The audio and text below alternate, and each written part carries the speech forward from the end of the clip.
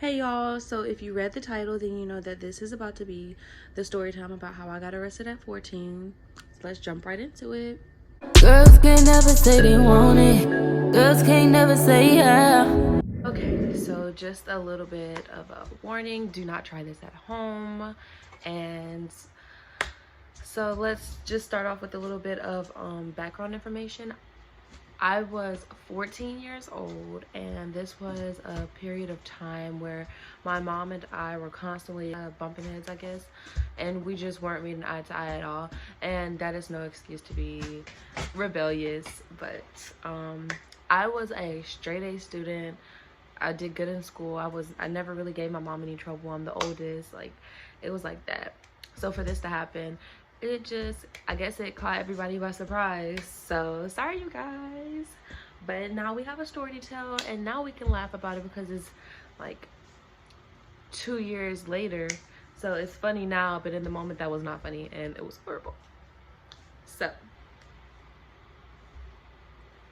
not funny. It's not funny. You want to get in the video? Say hey, y'all. Say hey. Say hey. You want to get back down? You want to get back down? You want to get back down? But basically, so I'm 14 years old, and my mom said something. Well, let's see. A little more background information. Oh, he dropped his candy bar. He wants to get back up. So basically, in 2017, there was an incident where my mom found out that I was doing some activities, and so I went and stayed with my dad, my biological dad, for a period of time. So flash forward back to January. That was in October of 2017. This is in January of 2018.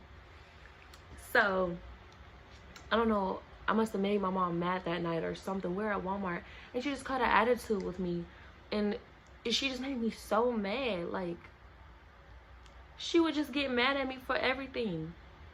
So I was like, whatever, like, screw it. I think that's why I was so like rebellious, because I just wanted something. I wanted to do something that would get under her skin so she could see how it feels. So I just did everything she told me not to do, which you should not do that, because that's not the way to do it. Communication is key, but that's not what I did. And if I could change it, I would. But guess what? I can't. So now we have a funny story to tell. So that was that. We were at Walmart that night. She caught an attitude with me and just like was like, and just was like making me mad. I know, she was just making me mad, because I guess she was mad, but like I'm a child, you know, I can't talk back or nothing like that. So but anyways, so I was homeschooled at this point. I was still doing pretty good, but after this, everything, I just went downhill. It did. Yeah, I did. So we got home that night. She was still mad, and I felt like she was doing the most. Hold up. Okay, sorry, that train is so noisy. But before we jump back into it, let me get this thumbnail real quick. Perfect! That's perfect. Don't do that. But stop, boy. Anywho, so when we got back home that night, she was still mad, and I just felt like she was doing the most. Like, had a whole attitude. I don't even remember what it was about, because that's so small compared to the events that happened afterwards. So the next day, pause right here, because here's a little more background information. My biological dad and my mom, they don't really talk. We don't really talk with him that much. At the time, we didn't really talk to him that much. So it seems like whenever when my mom would get mad, or we would get mad at her, and if we like go and talk to my dad, or you know, something like that, it's almost like it is like a dig at my mom, because we don't usually talk to him unless we mad at her, which that's toxic. Don't do that. But so the next day, she's still mad, because she was in college, finishing up college at this time, and she left all mad. And I'm like, you know what, because that I just always felt like me and my mom were close. And her and her acting like that with me, I'm like, you know what? I peep your energy. But it hurt me, I think. So I was triggered at this point. So here I go with my little toxic tail. So I call my dad and I'm like, Dad, let me tell you about mom. Blah, blah, blah, blah, blah, blah. So he gonna, like, we have cameras here at my house. He told me how to disconnect the camera so that she couldn't see me because she has it on her phone. And he's telling me what to do. He told me, do this, go there, do that, this, that, and the other. Cool. So my little naive tail, I'm like, period. He said, I'm gonna have a person come pick you up from this place and they're gonna bring you here, you're gonna wait there a few days, and you're gonna come to my house. It's for me, it didn't sound sketchy because, like, I'm very naive. Well, at this point of time, I'm very naive. So I'm just like, whatever. You got it. That sounds solid.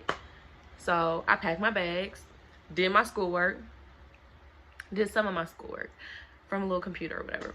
Packed all my bags, packed my phone charger, packed my laptop for school, all that. So I went to the place that he told me to go.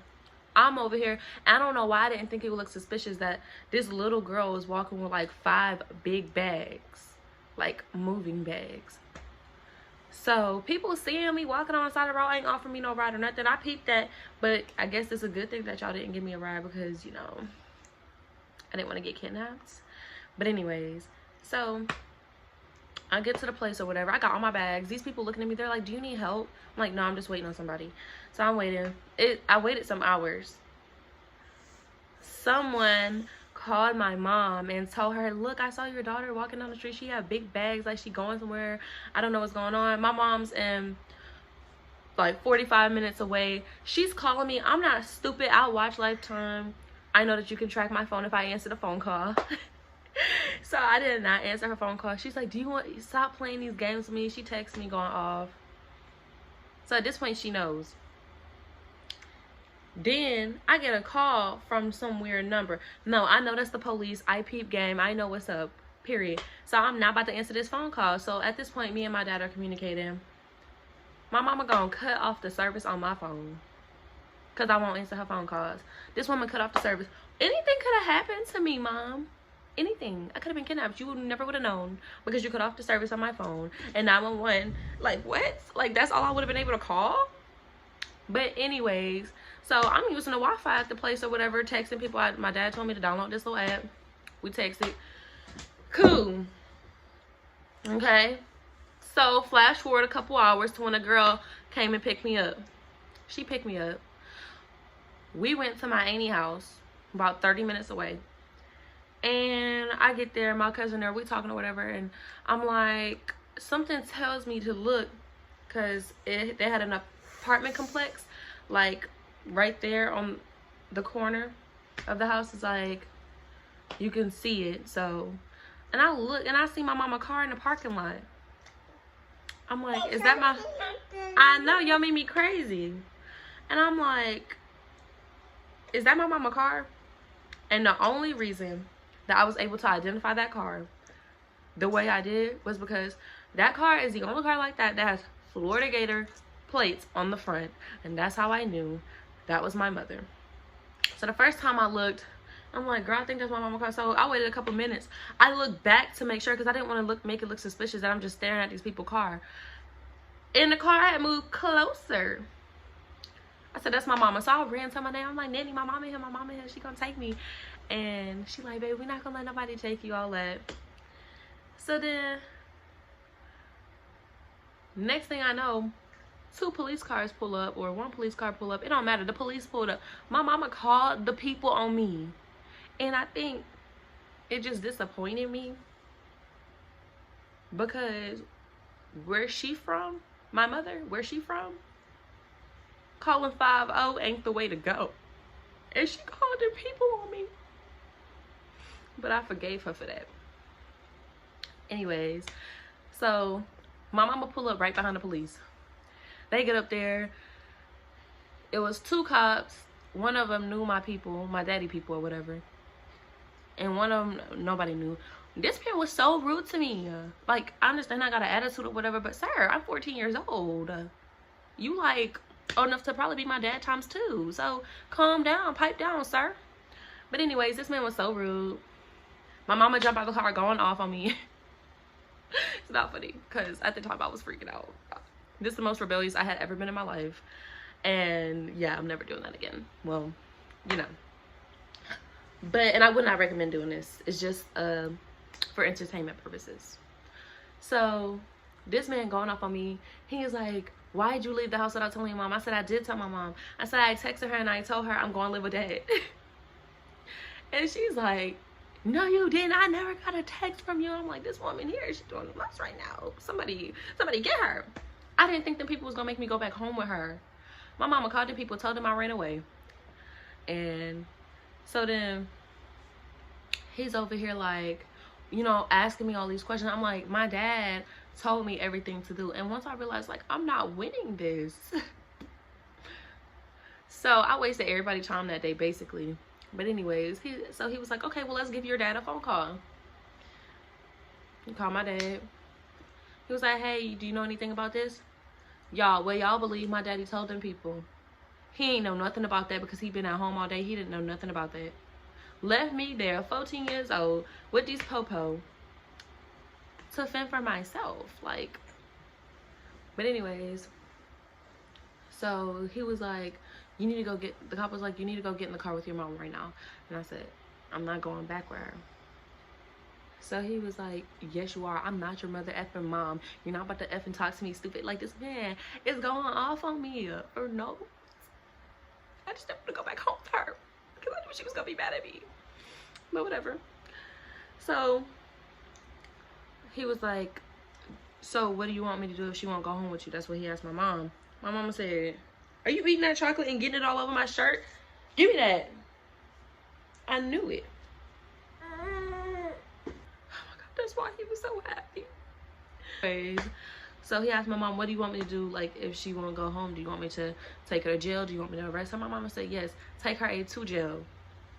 Oh my God, stop rubbing this chocolate in on me. Okay. Anyways, so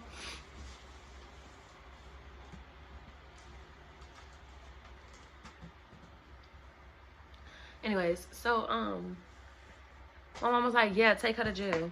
Take her, arrest her. So this man put me in handcuffs. Them things was too tight. Look how little my wrists are. Like, look how little. He put them things too tight. I'm 14 years old getting arrested. Put me in the back of the cop car. I'm like, wow. Free me. I'm sitting in the back of that cop car thinking, free me. Like, free me. And then I'm waiting because the cops ain't came and got back up in the car yet. So I'm just sitting in the back of the cop car by myself. I look outside. My mom and my nanny about to fight. Y'all, this is the most ghetto thing ever. They really sitting here like about to fight. And then my sister jump out the car. She about to fight my cousin. It was so ghetto. It was so ghetto. So I'm waiting for them. They done put my nanny in handcuffs. My cousin in handcuffs. This my nanny on my daddy's side. My mama is about to go off. In her, just, it was horrible. It was like, then the cop get in the car and he said, the one that was being rude to me, like they had a nice one, then they had a rude one. The one that was being rude to me gonna say, would you do it again? I said, yup. Y'all, I really thought I was the baddest thing. Like, first of all, you're 14 years old. You're not bad. You're not cute. That's not cute. Getting arrested, going to jail, that's not cute. So we had to go to this place, fill out all this paperwork. Anyways, long story short, I ended up on probation for 6 months. And we had to do counseling, which I guess that helps. Tyson. Anyways, I guess that helped. But like, I wouldn't do it again. But only because of the type of person I am. If I had been like one of them rebellious teenagers, like don't give a F, smoking, doing drugs, all that, then that would not have helped me, baby. I would have went right back to them streets. Come on. Then I would have been right back to them streets. Anyways, I'm sorry. I would have went right back to them streets. So for me, it scared me because I was already like pretty much a good child before all of that. But if I wasn't, then it wouldn't have been effective, I guess. But anyways, it wasn't worth it. But it is a good story to tell people because my mom already tells people anyways because she tells everybody all my business. But anyways, so yeah, that was X amount of time later. I guess you could say I still went through that little rebellious phase because the following year I was pregnant. Actually, within that same year I got pregnant with him. I was 15. So I mean, I'm a good mom now, and then, like, you know, that's everything. But, like, I don't understand why I did that. It is what it is, though. But, yeah, that's my story time. I hope you guys liked it. Please like and subscribe and tell your friends about me because